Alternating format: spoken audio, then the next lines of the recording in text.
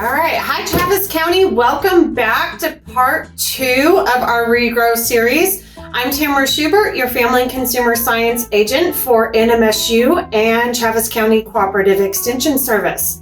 And I'm Drew Garnett. I'm the Ag Agent here in Travis County for New Mexico State Extension. And we've got some goodies for you today. So, Drew, first off, let's do a recap on our onions.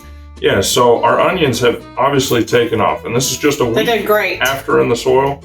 And if you remember, this is about what they look like after just a little bit of time in the water. And so we can actually plant these next 3 that we started last week. As well, we had tried a little yellow onion, and we actually have some nice new white roots growing out the bottom there. Even though this top part looks a little funky, because I see those nice clean roots, I know this is going to be just fine. We'll actually be able to plant this as well.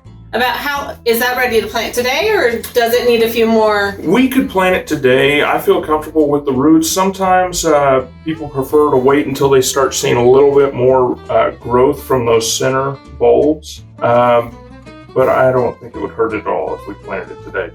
And so we could actually go ahead and put it in here. Okay, show us how. All right, so all we're going to do is, now we're going to have to use 2 fingers instead of the 1 like we did last week. But we're just going to make a little more technical. But we're just going to make a little hole down here in the center. We're going to plant this, and then we are actually going to go ahead and cover it up. Now, if there were any green growth coming out of the top, I would be making sure that I left that uncovered. And we're just barely covering the top of the onion here where we sliced it off. And then we're going to go ahead and add some water to that. So are yellow onions and green onions the same as far as the amount of water and stuff that they require, Drew? Yes, so you're going to want to keep that moist, but do not drown it. Now, obviously, that first watering, you're going to want to let it soak a little bit because you're going to want to saturate the soil. So as far as our green onions, I've been watering them about once a day. They've been sitting on my porch. Mm-hmm. When do we know these are ready to go? You can harvest them anytime. So right now, obviously, you're not seeing a ton of growth. You don't want to stress them out overly. So maybe every 3-4 weeks, you can come back and harvest them, and you'll be just fine. And they will, after you chop them off again, they'll grow right back. I was going to say, we don't have to pull them up. We can cut those green tops right off, and they'll continue to go. Just take some scissors and shear them off. The great thing about, Yes, it is. Doing that kind of stuff. So we have a new one today. We're going to talk garlic. So garlic, just like our onions, great cooking benefits, but also great health benefits. Well, just flavor in general. Right. I throw garlic in everything. So garlic's great for your immunity. So if you're feeling down, Mom swore by garlic pills growing up, but they are great for your immunity. They also reduce your blood pressure and help to lower your bad cholesterol. So if you've got some health things, throw them in those food, get some flavorful food, but help your body at the same time. So I talked to Drew because I've never done this before. Where do we start? All right. So the first thing is you're going to need an onion. And so get the full, or onion. Sorry, we're talking about onions. First, you're going to need some garlic. So you want to get one of these big, large cloves. And we're going to slowly peel off the paper until we get individual cloves from that garlic. Take it slow, gentle. You don't want to rip it and shred it apart. And you're going to get them. Now, you're taking that paper layering off on the outside of the whole cluster, but you're not going to want to take the individual paper off the individual cloves. You're going to want to leave that. And so with garlic, there's generally 2 different types. There's many different varieties, but there's generally different types as far as a roughneck or a softneck. Now, a roughneck is going to have very large cloves, but it's only going to have about 6, sometimes 7 cloves, and they're going to be very uniformly spaced throughout the bunch.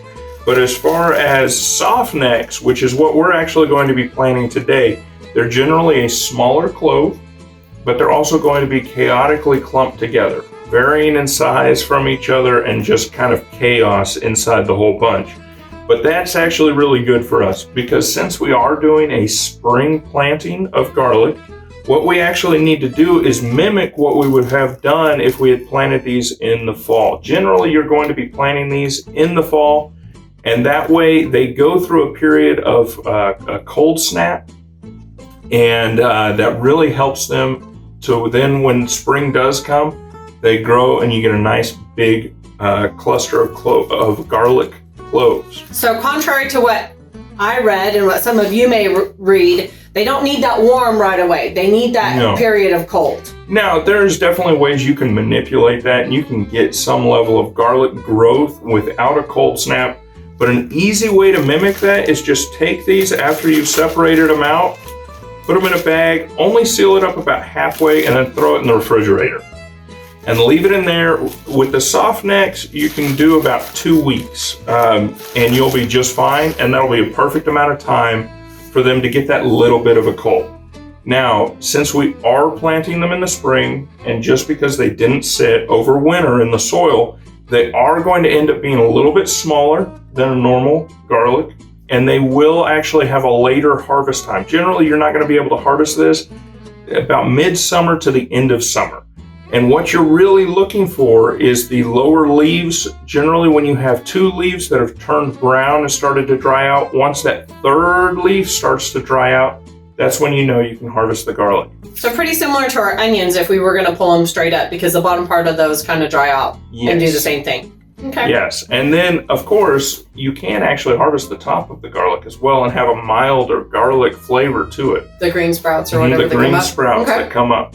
So with the garlic, since I've already had these in the refrigerator and chilled down, when you look at the clove, you're going to see this flat end, and then up here at the top, this paper section kind of points. We're going to want to make sure this point stays up. All right, so this is where the roots are going to be coming out, is on this flat end down here. And again, we're going to get real technical when we plant these, and we're just going to take our finger, stick it in, and then I'm going to go about 2 to 3 inches that I'm going to be sticking this down into the soil, and then I'm just going to cover it up. Now, you can tell we actually have a much bigger pot this time than our other one. Than we did with the others. So because garlic, what we're wanting is that bulb down at the bottom, we're going to need some space. So you want some sort of pot that's at least 6 inches deep. And then you're going to want to plant these garlic cloves about 6 inches apart from each other. And so I'm really just going to be putting about 2 in here. We could maybe push it and do 3, but they'd end up a little bit smaller just because they'd be competing with each other. So I'm going to go ahead and stick my next one into this pot and cover that up. And again, with the garlic, similar to with the greens, good water. We're going to want to soak it initially, but we don't want to constantly drown them. We want that soil to stay moist, but we don't want to drown them. And so we just want to be aware of that when we are watering our plants, is that we don't need them soaking and sitting in water, because those roots do need oxygen as well. And I'm going to go ahead and do this with this other pot here. Right up. Perfect. And so again, this is going to be a little bit slower process than with our greens.